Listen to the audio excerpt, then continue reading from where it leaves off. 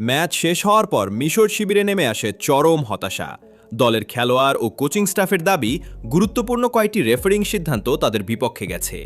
তাদের মতে একটি গোল বাতিল হওয়া এবং শেষ দিকে সম্ভাব্য ফাউলের ঘটনায় ভিএআর পর্যালোচনা না হওয়ায় ম্যাচের ফলাফলে প্রভাব পড়েছে। মিশরের ফরওয়ার্ড মোস্তফা জিকো আবেগাপ্লুত হয়ে বলেন, তারা নিজেদের প্রতি অবিচার হয়েছে বলে মনে করছেন। গভীর কষ্ট প্রকাশ করতে গিয়ে তিনি পবিত্র কোরআনের আয়াত হাসবুনাল্লাহু ওয়া নি'মাল ওয়াকিল তিলাওয়াত করেন, যার অর্থ আল্লাহই আমাদের জন্য যথেষ্ট আর তিনি সর্বোত্তম কর্মবিধায়ক। দলের প্রধান কোচও সংবাদ সম্মেলনে একই ধরনের অভিযোগ তুলে বলেন, তাদের দল ন্যায্য বিচার পায়নি। ম্যাচের কয়েকটি সিদ্ধান্ত নিয়ে তিনি অসন্তোষ প্রকাশ করেন এবং বিষয়টি নিয়ে ফুটবল প্রেমীদের মধ্যে ব্যাপক আলোচনা শুরু হয়। এদিকে সামাজিক যোগাযোগ মাধ্যমেও রেফারির সিদ্ধান্ত নিয়ে তর্ক বিতর্ক চলছে।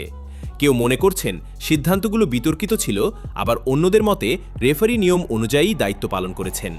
ম্যাচ পরবর্তী এক সাক্ষাৎকারে জিকো আরও দাবি করেন, কিছু সিদ্ধান্ত তাদের স্বপ্ন ভেঙে দিয়েছে। তবে তার মন্তব্যের পর সম্প্রচার বন্ধ হয়ে যাওয়ার বিষয়টি নিয়ে বিভিন্ন ধরনের আলোচনা তৈরি হয়েছে, যদিও এ বিষয়ে আনুষ্ঠানিক কোনো ব্যাখ্যা পাওয়া যায়নি।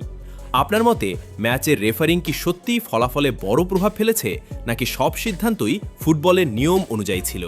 আপনার মতামত কমেন্টে জানাতে পারেন।